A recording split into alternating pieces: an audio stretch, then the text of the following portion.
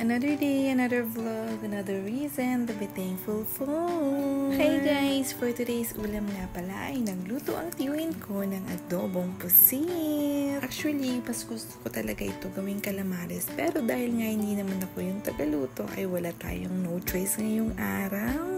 Kapag ganitong klase kasi talaga ng pusit ang nabibili ng tiyuhin ko ay automatic ginagawa niya talaga itong adobo. Pero okay pa rin naman sa akin yun dahil masarap din naman ang adobong pusit. Minsan pa nga ay nilalagyan din niya ito ng gata. Siguro ay nasa 1 kilong pusit din ito nabili ng tiyuhin ko. O kaya ay higit pa. Marami kasi kami kakain ngayon dito dahil nga yung mga pinsan ko ay walang pasok. Kapag wala kasi silang pasok ay dito sila kumakain. Kaya naman ay fiesta na naman tayo. Kung hindi nyo na itatanong at sasabihin ko na rin, alam nyo ba guys na sobrang hilig ko din magluto? Pero sa buong buhay ko ay 1 beses ko palang talagang na-try magluto ng pusit. At hindi na rin naulit dahil hindi ko nga nagustuhan yung pagkakaluto ko nito. Sigurado akong natakam ko na naman kayo.